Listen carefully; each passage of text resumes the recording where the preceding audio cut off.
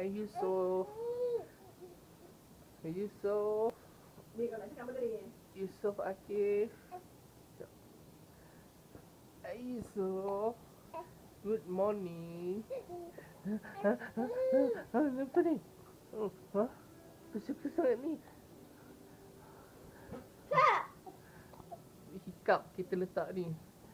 Semalam kita dah try jadi. So hari ni kita tengok try jadi ke tak.